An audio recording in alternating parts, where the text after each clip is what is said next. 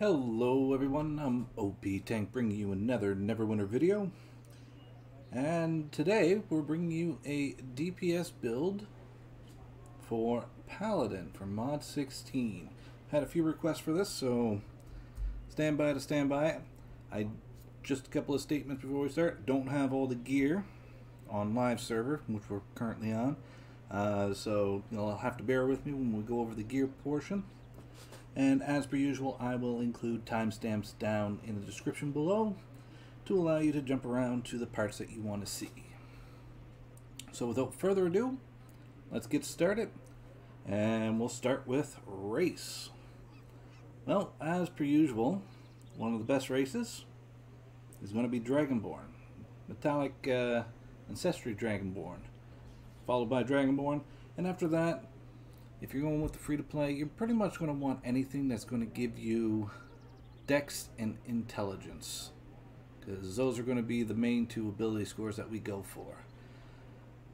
So Human is also a solid choice as well. So when you're deciding which race to pick, if you don't have the Dragonborn, Human is a solid choice, as well as any of the other races that have Dex and Intelligence. The reason why I say we don't that we go with Dex Intelligence and not Charisma that everyone always goes for is because of the following. So Charisma, putting all 6 points into Charisma, bumping this up to 30%, or sorry, 30 Charisma, only increased my recharge speed up to 7.5%. So that was a 1.5% increase. So for one of my long cooldown abilities, such as a Sacred Weapon, it went from 27.2 seconds to 26.9 seconds. So by putting points into Charisma, you're really only knocking off 0.2, 0.3%. Or sorry, 0.2, 0.3 seconds off your overall recharge time. And as for Companion Influence, well, going from 24 Charisma up to 30, so an additional 6 points, took it from 12% to 15%. And for each percent is about 135 power, give or take. There's a whole equation that Rainer did up about it, but yeah, honestly, everyone's saying this is the greatest thing since sliced bread. It's not as good as people might think. But I'm not going to tell you exactly how to build it. You build it the way you want to build it. Now, the reason why we took Intelligence and Dexterity is, well, Intelligence, we want the magic damage bonus, because all of our skills deal radiant damage, and radiant is considered magical, so we want that increased damage. We also get some control bonus here. We don't have a whole lot for control, but you also end up getting that. We want this one, Dex, for crit severity, because we want to pump out as much damage as we can. We are trying to DPS. And we also get movement speed. So the faster you can get from point A to point B, or in between mobs, the more killing you can do. Very straightforward, which is why we want these two. Alright. So that covers race and stat points, or ability points. For stats, you're of course going to want to make sure you get your armor pen and your critical strike and your accuracy capped. Depending on what area and zone and stuff you're in, is going to determine what that cap is. Rainer did an excellent pocketbook, so shout out to Rainer on that one. Or Reiner. I keep saying Rainer. It's Rainer. I'll include a link to the Pocket Wiki down below, so make sure you give a huge shout out whenever you see Rainer online, either playing the game, streaming it on YouTube, you name it. So those are the 3 big ones you want to make sure you hit your caps on. Next thing you're definitely going to want is lots of power. Now, combat advantage is difficult to determine if you're going to want to really focus on it to hit the cap, because it's actually quite a large cap. It's up to approximately 110,000. I'd have to check the pocketbook to be 100% sure. But also, if you're running this build, there's no guarantees you're going to be in a group in a dungeon and stuff, and when you are, chances are you're going to be pulling some aggro. And if you're alone, well, chances are everything's going to be looking at you. So it is up to you. You can try to stack up your combat advantage. There is a variety of ways of doing that. But you definitely want to go for power. Make sure your armor pen's there, your crit strike, your accuracy, and then you can attempt to upgrade your combat advantage. You'll probably have to sacrifice a little bit of power, but you do get some nice damage from combat advantage. But if you're going to be using this as a solo build, just go straight pure power. So those are your stats. So next we're going to talk about gear. Again, I don't have all the gear associated with this build. It was on preview at the time. But I will cover over as much as I can in telling you some really decent pieces to use. So we'll start off with helm. So a good helm to use is this one, Broken Cap of the Omnipotent. Because whenever you kill an enemy, you're going to increase your power by 5% for 10 seconds. Can't go wrong, more power equals more damage. There's some other ones out there. Fancy Wraps, for instance. So whenever you crit, you have a 10% chance to gain 25 action points. That one is from Makos, from the Omu specialty shop, from Makos and the other lady, I can't remember her name. Now there is a 5-second cooldown on that, unfortunately. But it does allow you to earn action points more faster, and one of our hardest hitting abilities is our daily, so that is also something to consider. This will just make sure that you have flat damage for a period of time. The other one is a chance to increase how much action points you gain quickly. I'll leave that choice up to you. Next, we have armor. So you got Ebonized Breastplate. So whenever you damage or heal a target for more than 10% of your maximum hit points, you're going to increase your power by 1% for 10 seconds, up to stacking up to 10 times, so 10% power. Shouldn't be too much of a problem in order to pull that one off. Other options out there. So there's Armor of Quick Recovery. So whenever you crit with your powers, you'll have a 10% chance to reduce your encounters cooldowns by 1 second, but there is a 5-second cooldown on it, so that's a bit unfortunate. And you'll have some encounters that only are going to be lasting for, 11, 12 seconds, and then you got some that are going to last for 25 to almost 30. So it's tough to say if that one would actually be decent enough in order to use for just getting rid of that, 1 second here, maybe 3 seconds. But again, if you manage to knock off 3 seconds off of a 30-second timer, that's pretty sweet. Other armors, you have Hag's Rags, so that's going to increase your ranged powers by 3% damage, which is good. Unfortunately, we have a mix of ranged and melee power, so you'll have to make the choice. Are you going to be using a lot of range powers? Are you going to be using a lot of melee powers? You'll have to make that determination. And of course we have the furred Kino of the Bear, which your melee powers will have 3% increased damage. So a couple of options there to pick from. One of your flat damage ones is probably just going to be your Ebonized Breastplate for the increase in power. But you can get percent damage either for your ranged powers or your melee powers with Hag's Rags and the Bear chest piece. And again, you can attempt to reduce your encounter's cooldowns by using the Armor Quick Recovery. So you get a couple options there. Next is arms. So a couple of options here is, again, so you get your primal ones.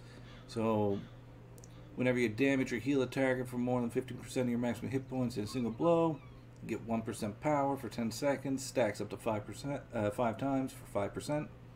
Pretty sweet. So quite similar to the Ebonized Breastplate, except only 5 stacks. Other options for them are your Terror Grips from Ravenloft Hunts. That's going to increase the your damage of your encounter powers by 3%. There's also Fearbringers, but unfortunately they reduce your freaking dailies by 30%, and dailies are really hard-hitting ones, so we don't really want those, but it is an option available to you, because it is going to increase both your encounters and at wills by 3%, but that minus 30% damage to dailies is just, I wouldn't recommend those ones. But Terror Grips are an excellent choice to increase your encounter power damage, and of course your primals here for the increase to power for more damage. Boots, a couple of different choices. You have your Gurtunks booties. So I use these for my healed in build. I don't have the other boots just yet. You got a couple of choices. So there is the Primal Boots, which gives you 3% action points on kill, which is quite nice. Because, well, it's a DPS build, you're going to be killing things left, right, and center. And the more you can spam your dailies, the better. There's the Enduring Boots from Mako's and Omu. When your stamina is over 75%, your damage is increased by 3%. So again, solid, flat 3%. As long as you don't raise your shield too often, shouldn't be a problem. But again, you're in a DPS thing. Chances are you're not really going to be raising your shield. And of course there is Heals of Fury, so your melee powers will do 3% more damage. But again, you're probably going to have a mix of ranged and melee powers, so primals or the Enduring Boots are probably the way to go.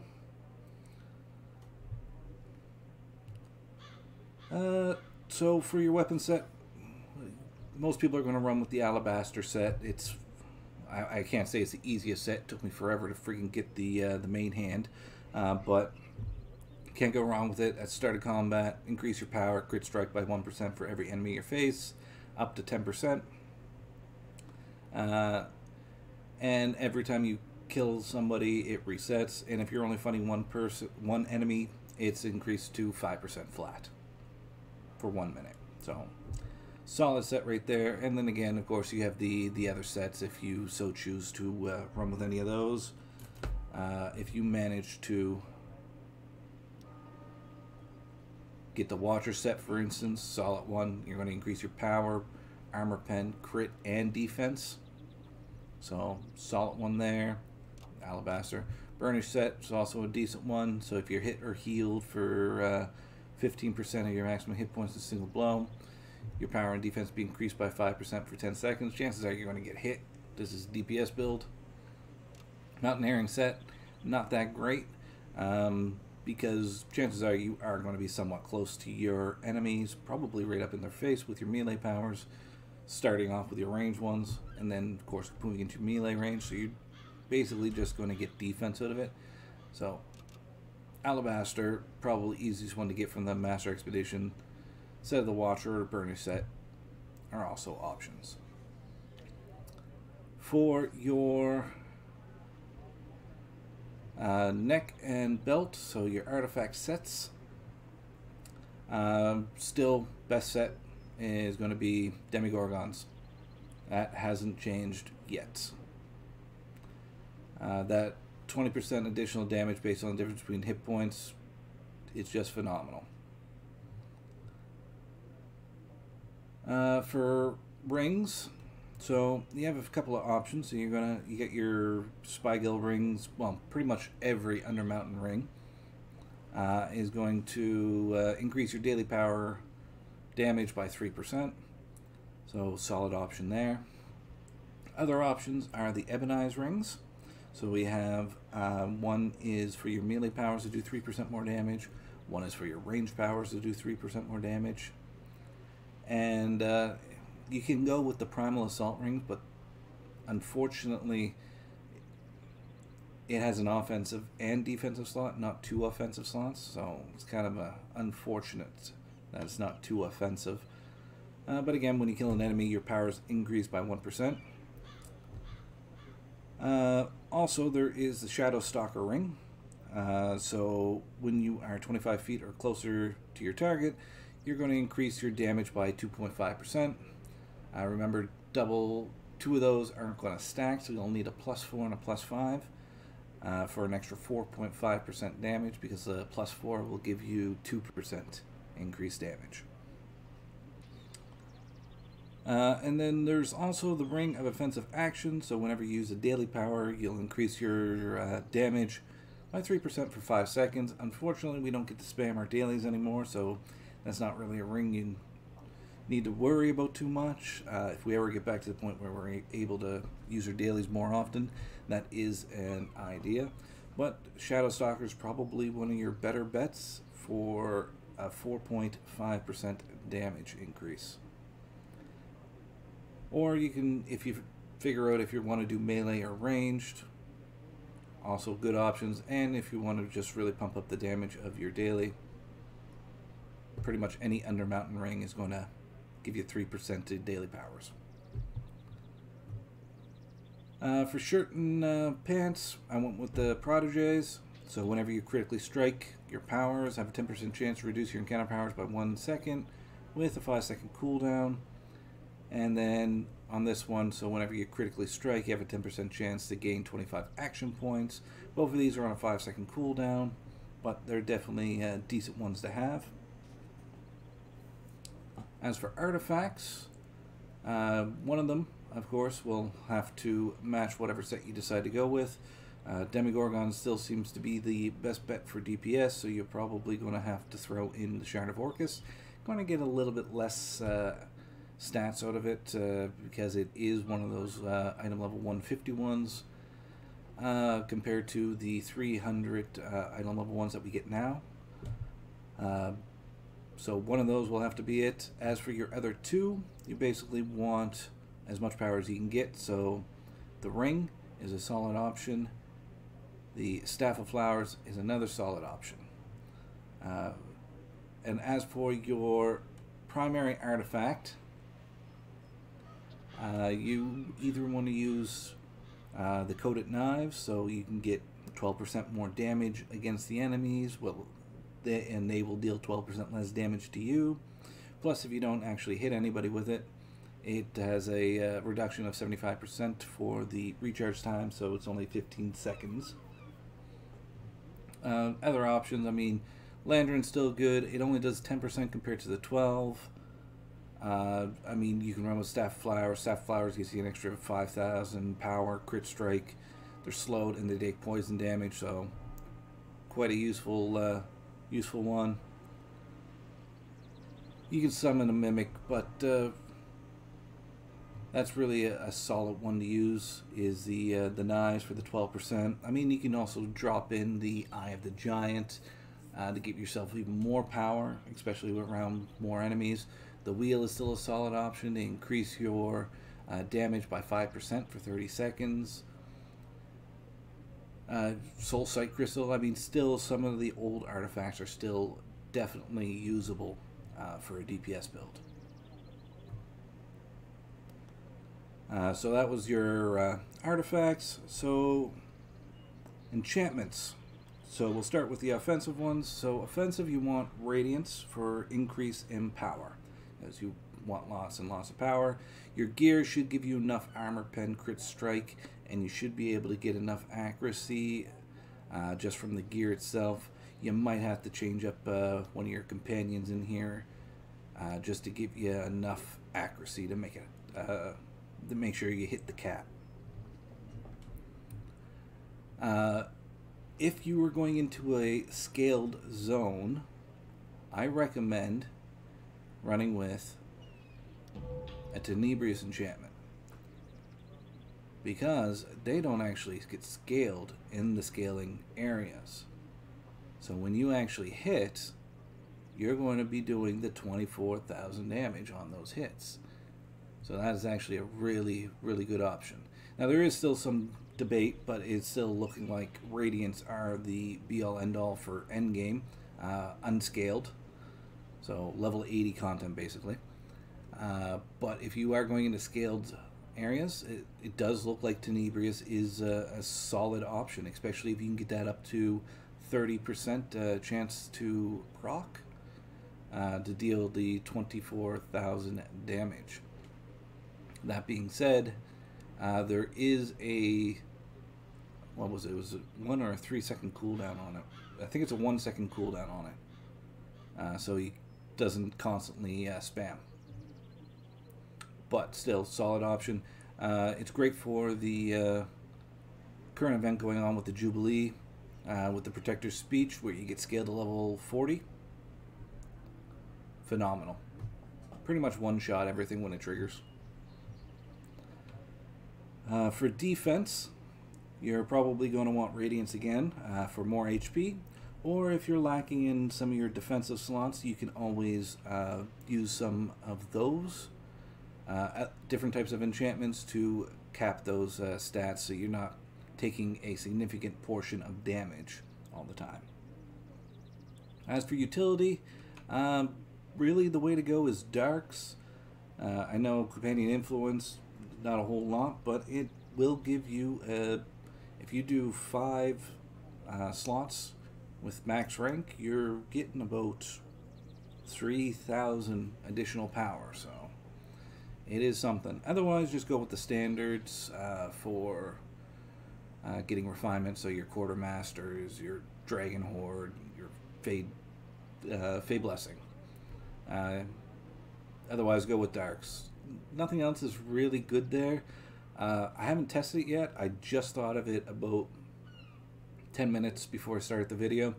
I was wondering if the tactical enchantment would work with a healing potion. I'll have to test that out for sure. When I do test it out, I'll include a little note down below in the comment section letting you know if it does work or not, but I haven't tested it yet. For weapons, weapon enchantment, you're going to want Vorpal, of course, because Vorpal will increase your overall crit severity, so definitely go with Vorpal. It's one of the best choices. I mean, you could also go with Bronzewood, but I think the crit severity is far more superior, judging by what I've seen in the combat log. So I definitely go with Vorpal. But Bronzewood is an excellent secondary. And as for armor, a couple of different ones you could pick from. Most common one is Bark Shield, just so you can absorb some hits. Don't forget, this stuff does seem to still proc from damage over time, so it can eat away at your stacks, and it does take 6 seconds for you to receive a charge, but it is a definite option for solo play. Another good one is your Elven Battle, just so you're not constantly getting knocked around as much. It is a solid option. You can also use Bartwine, but it doesn't do a whole lot of damage in my opinion. I find that either Lone Weave or Thunderhead will do more damage back to the enemies, but either of these are a solid choice. You can also run with the negation to help reduce the amount of damage that you take, or of course the standard Soul Forge in case you go down. But this, if you use this in a dungeon, it's a good choice. If you're running around just doing daily quests and stuff like that, you probably don't need Soul Forge. Lone Weave, Thunderhead, Negation, Bark Shield, Elven Battle, those are the ones you probably want. Any of those, depending on your playstyle. And I'm going to remember to actually include it in this video, armor kits. Well, for armor kits for your head, chest, arms, and boots, you're going to want power kits. So you want to put power kits on all 4 of those. As for your neck, your rings, and your waist, the 3 options that you have available to you is stamina regen, combat advantage, or awareness. Since it's DPS build, you're obviously going to want combat advantage, so I'd recommend using the combat advantage one. Alright, so that covers everything on this page. Next, we get into powers. So we'll start down at Feats so we can figure out exactly what we're going to end up picking for powers. Don't mind everything, how they're selected. I was playing around and adjusting things, so just bear with me. So your first set of feats that you get to choose from is Sacred Shield. Sacred Shield now generates increased threat and restores stamina with every strike. Or Divine Reciprocation, increase the threat generated by Divine Touch whenever you target an ally with Divine Touch, and not yourself. Heal yourself for the amount healed. Neither of these are really important unless you are running in a party. It's up to you which one you pick. I went with Sacred Shield. Restore stamina if I decide to raise my shield. I mainly use this build for running around and completing quests. I don't usually use it in a dungeon unless it's a leveling dungeon. But yeah. So up to you. Your next choice is you have a choice between Burning Vengeance. So Burning Light now deals up to 600 magnitude damage as your remaining stamina decreases. Damage no longer increases based on the charge duration. Burning Light may now be charged indefinitely. While charging, you automatically block all attacks from the front as long as your stamina remains. Or you have Baneful Strikes, so grant a 5% chance that your at-will attacks will reduce the divinity cost of your next Bane to 0. If you are going for DPS, I recommend going Baneful Strikes. This is a solid one, but again, you'd have to hold up your shield, take damage in order to increase the amount of damage that Burning Light's going to do. And really, you're there to pump out damage really fast. Burning Light is only going to do 300 magnitude, where Bane is going to do 480. Definitely go with Baneful Strikes. It'd be the better of the two options. But if you don't feel like using Bane and you prefer using Burning Light, then I would recommend at least going with Burning Light or Burning Vengeance to match up with Burning Light. Your next set is Justicar's Bulwark and Divine... Oh, I should read it. Increase the amount of divinity that Justicar's charge may restore. And then Divine Pursuit. Encounter powers with cost divinity now grant Divine Pursuit, causing at-will attacks to restore divinity. This is more for holding up a shield and tanking. Since you're out doing DPS, you kind of want to be the one doing hitting. So you probably want to lean towards Divine Pursuit, because you're going to be using your at-wills, or your encounter powers followed by your at-wills while your encounter powers are on cooldown. So that would probably be your best option. Your next options are Shield of the Gods. So Divine Protector no longer redirects damage from the nearest ally. Instead, nullifies most damage dealt to you for 6 seconds. Has a 180 second cooldown. Or you have Shattering Light, so whenever you are healed, party members under the effects of your Shield of Faith are now healed for 50% of the value you were healed for. Oh, that was hard to say. Sorry. I usually use this build solo play. I would go with this one. If you're going for a group, this is nice. It definitely helps with your healer. But this basically, you activate your friggin' Divine Protector, and for 6 seconds, you're basically laughing. You take basically no damage, and you just sit there and swing. Left, right, and center. So I would recommend going with this one. If you're going with a party and you do like to use Shield of Faith, this definitely helps out the healer a lot. But I went with Shield of the Gods. So your next options are Intimidating Presence. So Divine Champion now greatly increases threat generated, but no longer automatically blocks attacks against you. Or Unyielding Champion. The divinity cost of Divine Champion is reduced by 10, and both Divine Champion and Divine Palisade now blocks up to 75% of your total maximum hit points. I went with Unyielding Champion because when I do hit tab, it only costs 50. You have 1,000 divinity. You have to be also careful if you're using an ability that uses divinity when mixed in with your tab. A lot of times I don't remember hit tab, but it is an option available to you.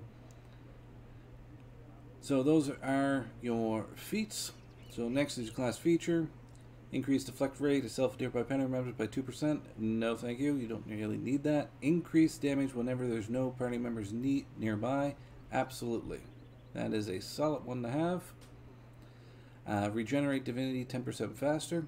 10% faster is not a whole lot, but it is something. So that is a viable option.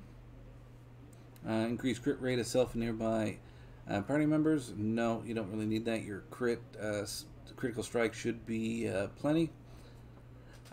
Decrease threat generated by nearby party members. Again, I use this for solo builds, so most people don't use this. This is more for tanking. Increase damage dealt by up by 5% as your stamina decreases. If you are going to be raising your shield a lot to reduce your stamina, this is an option to get a little extra outgoing damage. So that is an option. Divine Challenger. Grant Smite the added effect of placing on top of the threat list of the targets. Again, this is more of a tanking thing, where you use Smite in order to control the battlefield to keep threat. But again, another option if you so choose. And then last one is Aura of Vengeance. So deal damage to attackers whenever you or nearby party members take damage. Magnitude's only 10, which kind of sucks. I was considering this as part of a Thorns build. Thorns build didn't play out. It's crap. It's not that great, to be honest with you. But, I mean, it is an additional 10 magnitude whenever you get hit. So it is an option. Honestly, go with either Composure, Divine Retribution, or Vengeance. And of course, you're going to want Blessed Wanderers when there is no party members nearby. Quickly cover mechanics. So you get your standard block because you're still technically a tank. You have your Divine Champion. So hit tab, block half damage from all attacks as long as your stamina remains. And you have control immunity. So solid. Since we went to the tanking route, you get 40% more hit points and decreased damage dealt by 10%. Just the card's charge, so whenever you block, you restore divinity. And Divine Palisade, which is whenever you hold your shield up while your Divine Champion is active. It does crap, which you don't really need to worry about. Alright. So, dailies. Divine Judgment. This is our big single target hitting attack. Unfortunately, it is a daily, and it takes a little bit to recharge it. But it does 1500 magnitude. This is an excellent one to have slotted. It is our hardest hitting ability, so solid power. Other damaging one is Radiant Charge. So solid power as well. Does a range. Oh, I should mention this is single target, no splash damage like it did back pre-mod 16. It only hits one target, so make sure you aim correctly. Radiant Charge does a radius and a range with 600 with a knockdown effect. It's quite nice, taking down some mobs. Your other damaging one is Heroism. So you're going to increase your maximum hit points by 20%, restore the amount increased, and increase damage dealt by 10% for 12 seconds. So this is a nice one to have. Sucks that they made it a level 80 thing, because that could have helped out while leveling. But definitely a solid one to increase your outgoing damage. Your other two options are, of course, Shield of Faith or Divine Protector. Depending on the area that you're currently in, or if you are running with a group, you may want to equip one of these two just to give yourself a little bit of buffer room and a little more defense. So both of these are definitely solid ones. So you're with Shield of Faith, you're going to decrease the amount of damage that you're going to take and anyone under the effects of it, while also increasing the healing received by 10% for 10 seconds. If you would have taken Sheltering Light with it, they'll also be healed for 50% of the value that you're healed for. So that's also a nice little combo.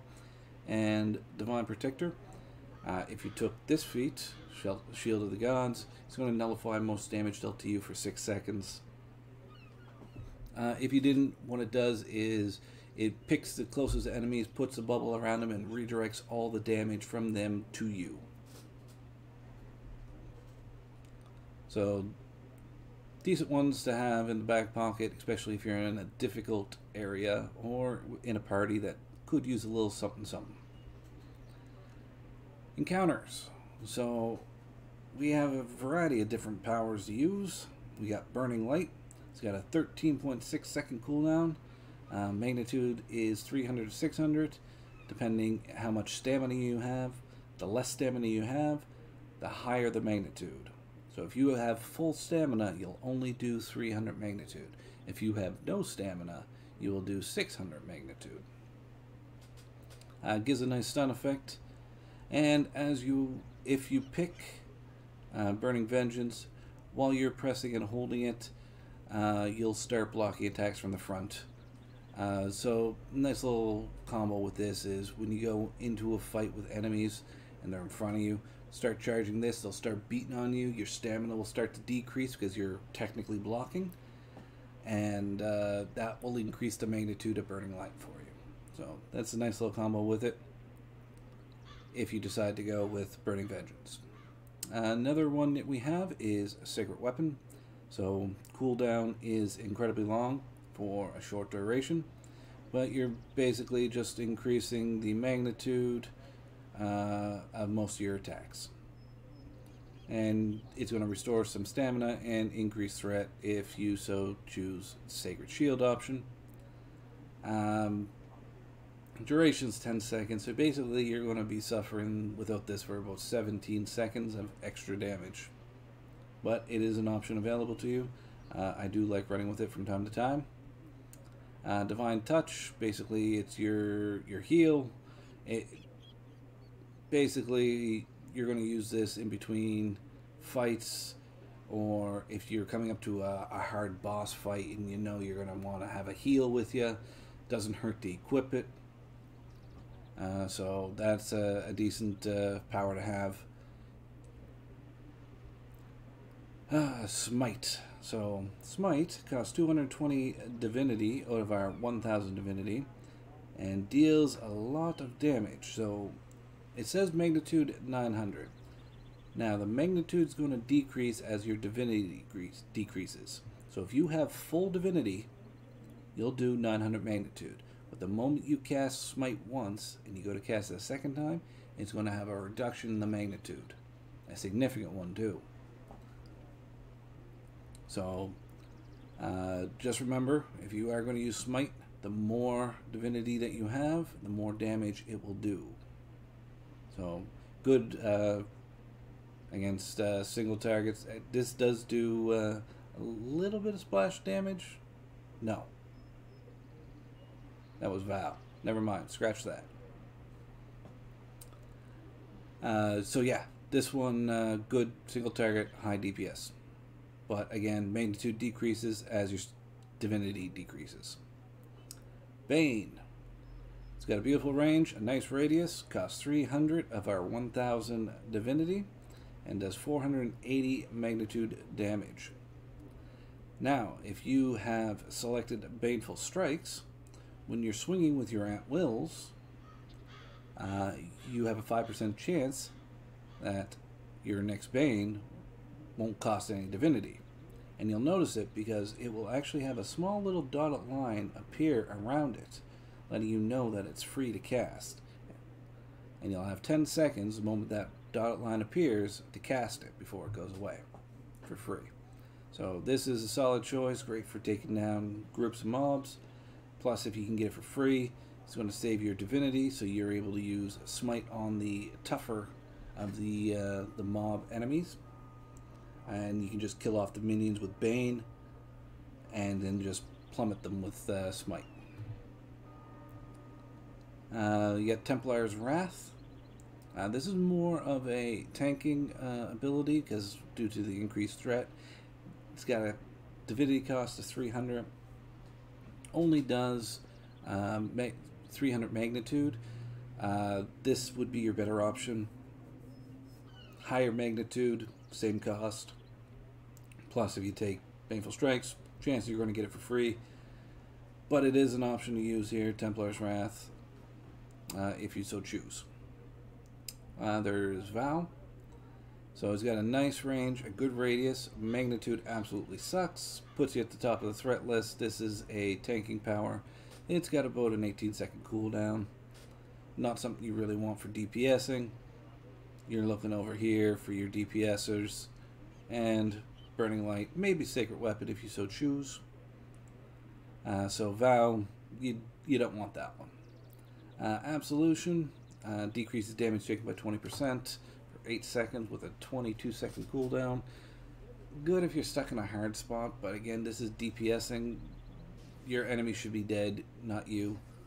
So use this for tanking. Not very useful for you.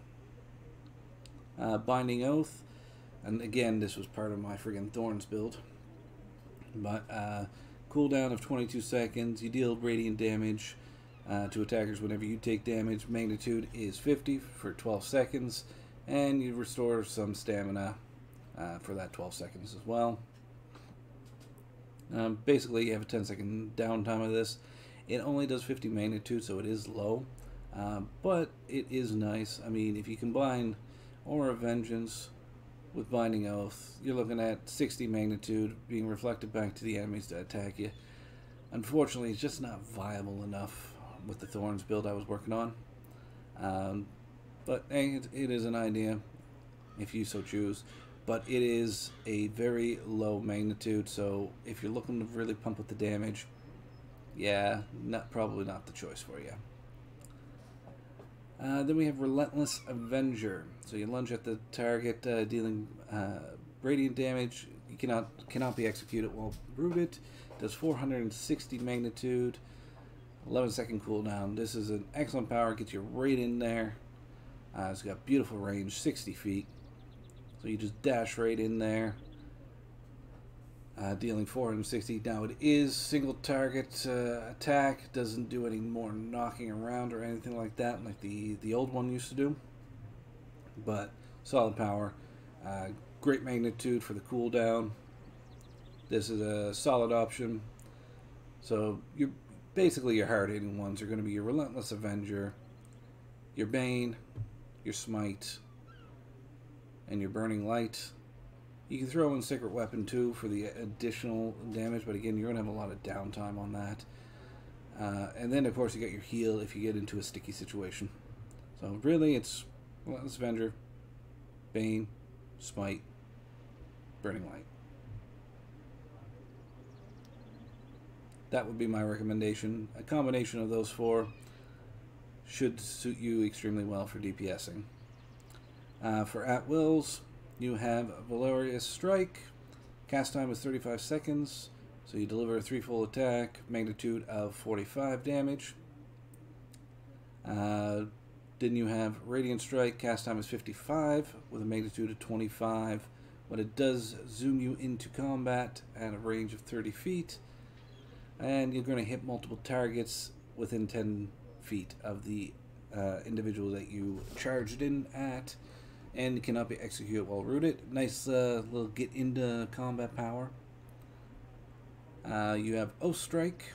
So this is a 3-second cast time. Does a cone in front of you. Magnitude's only 20. Increases threat when you're using it. And then Shielding Strike, 3-second cast time. Magnitude is 45 with stamina restoration. So I would recommend going with Shielding Strike for a single target, because you're going to have a magnitude 45. This one has a magnitude 45, but this takes 0.05 seconds longer to swing. The more faster you swing, the more damage you do. Plus, if you went with Baneful Strikes, the more you swing your at-wills, better chance your next Bane's going to be free to spam. So I like this one for single targets. For multiple targets, you can go with O Strike to hit multiple targets, because that's also going to increase your chance to proc your Tenebrious Enchantment if you decide to run with that. Unfortunately, magnitude is really low on this, but it's a nice way to hit multiple targets at once. Or you can run with Radiant Strike. Cast time's longer, unfortunately. Slightly higher magnitude. I usually run with O Strike and Shielding Strike, and I use Relentless Avenger to get myself into combat. But again, options are always available to you to pick whichever one you want. Alright. Boons. Start with the guild. If you're in a guild, naturally, you're going to want your power bonus. HP is probably the best one you're going to get for your defense. If you got the other ones here if you got the other ones for defense or awareness and you want to up those stats, it's up to you. I recommend just going with pure hit points. It's easier. Your stats should be pretty close to cap just from gear alone. And the extra hit points means you're just going to survive longer. Utility, when running by yourself, really, mount speed, maybe experience. You can go with the healing potions, increase the heals. If you're running in a dungeon in a group, Revive Sickness doesn't hurt, especially if you go down. Recommend that in dungeons and stuff, but otherwise just, mount speed, XP, or healing potion. Campaigns. So, pretty straightforward for campaigns for DPSing. You're going to want power all the way up. Surprisingly, we're going to skip all of our offensive and defensive stats and HP, and we're going to actually grab the damage and damage resistance versus the 4 different types. This means we're going to pump 5% more damage and take 5% less damage from these particular types of enemies. One of the big ones on here is Undead, which is this one, because there's actually quite a bit of Undead in this game, especially in the Undermountain. So that's definitely a solid one. If you're still going to be running in Schultz on occasion, doesn't hurt to get the Dino one.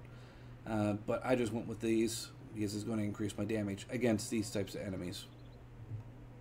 And of course, you're going to want Marathon Runner, increase your speed. Faster you get from point A to point B, faster you can dish out damage. Companion Influence, 2% per rank. Can't hurt, a little extra stats. It's not a whole lot, but it is something. You can go for your increased control resistance if you so choose, but I went with the healing potions to increase their effect on me. Again, I am going to be testing out if the tactical enchantment works alongside a healing potion, just to see if it is a viable option to use tactical enchantments in your utility slots. Up here, you're going to want crit severity because you're going to be critting half the time, so the more crit severity you have, the more damage you'll output. And then you'll have a choice between either action point gain or recovery speed. The 4% recovery speed is knocking off about half a second for a 15-second cooldown and about a second for a 30-second cooldown. So it's not too bad for the 4%. But action point gain is still a solid option. You're going to be using your dailies as your hard hitting abilities because it is your highest hitting ability. So this definitely is a solid option to pick as well. And of course up here the best option for you is Deathly Rage.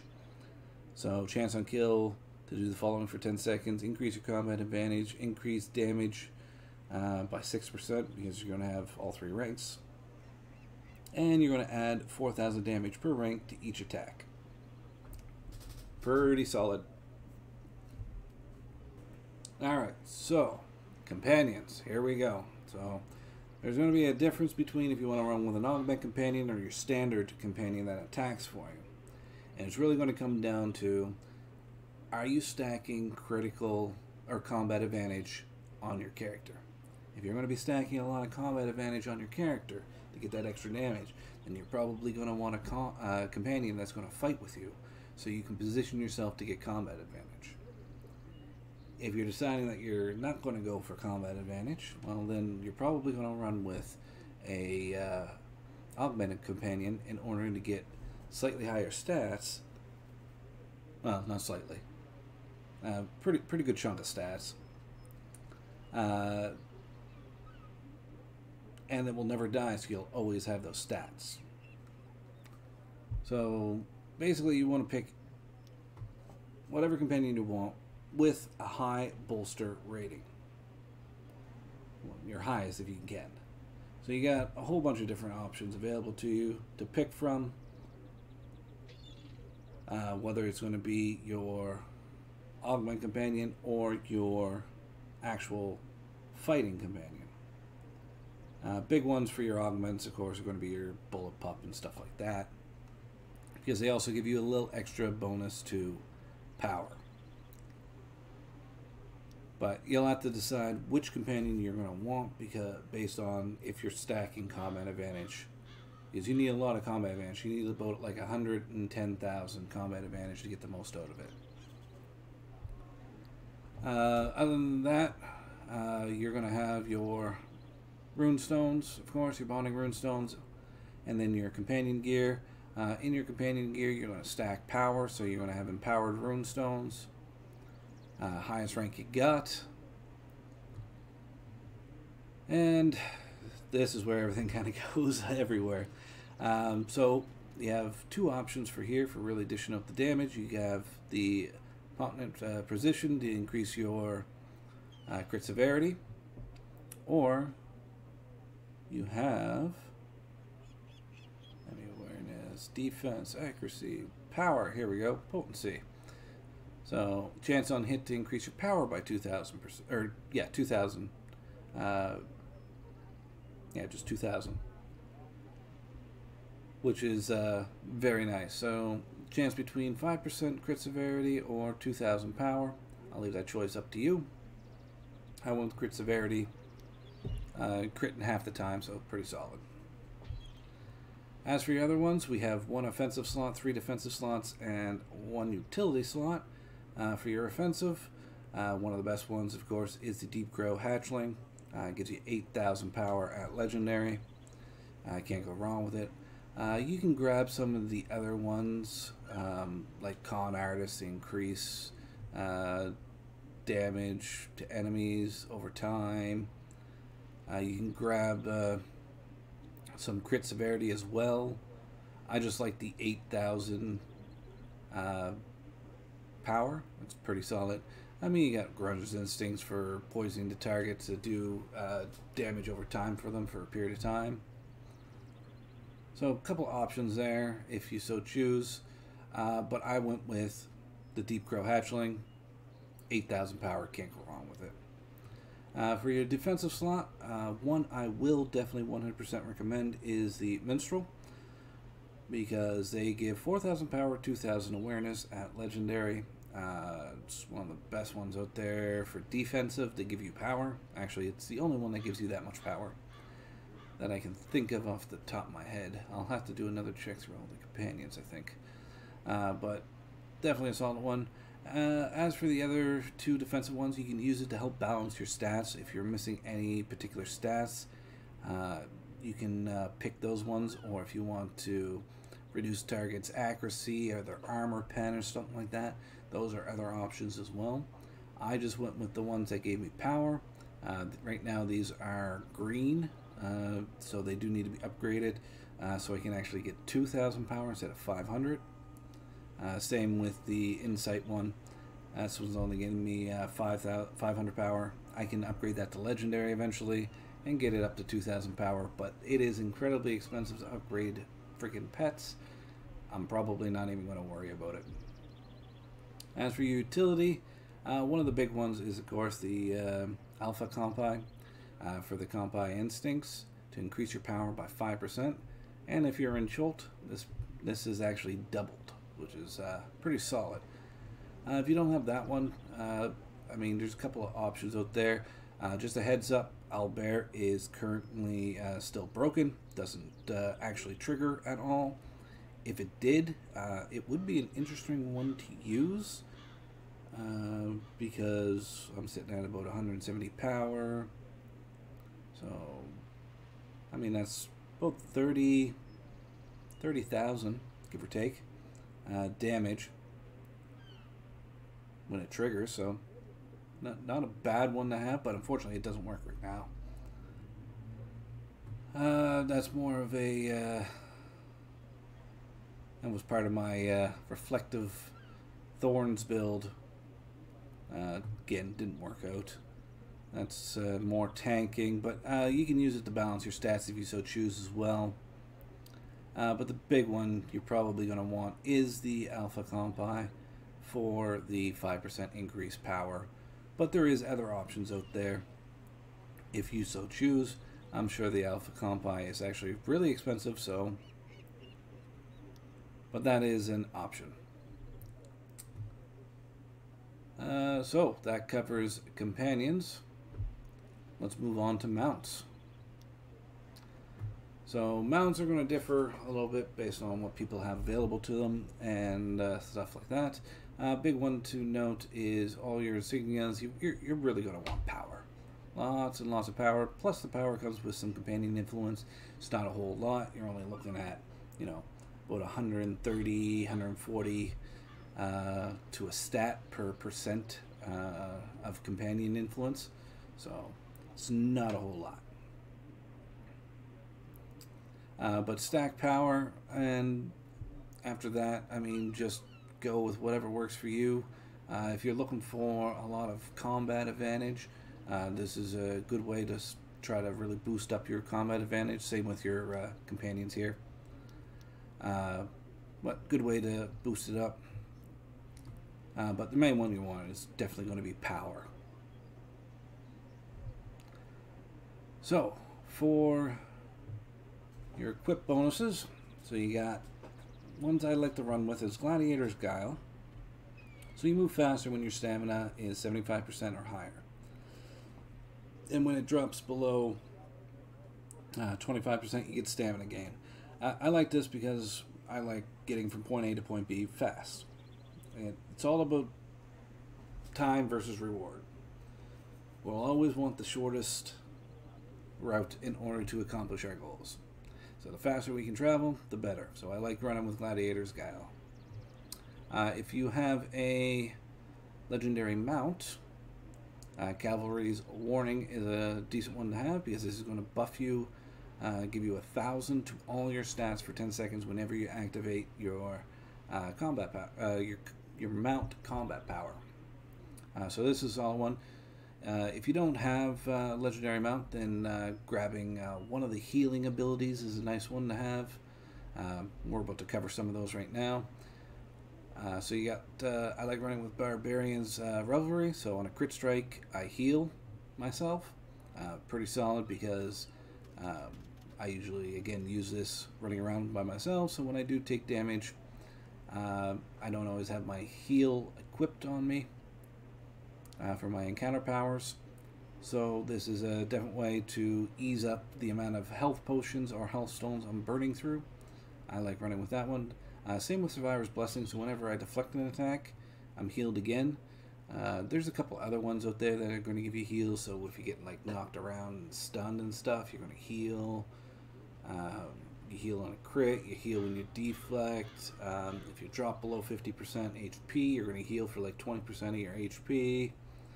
There's a whole bunch of ones out there that are really solid to pick from. But since I got 50% crit strike, I grabbed that one, and since my deflect is high, I grabbed that one. The other one I grabbed was Assassin's Covenant, so I lose 1,000 on my defensive stats to gain 1,000 to my offensive stats.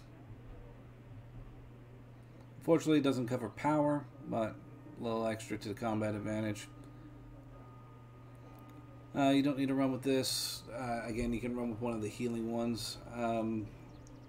There are ones out there like Artificer's Persuasion. Unfortunately, that one only does a 2-second reduction to your encounter powers when you activate an artifact.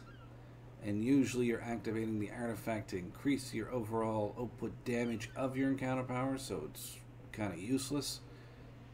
But if you're using, no, there's really no but there. It's pretty much a waste unless you're spamming your encounter powers and then popping your artifact.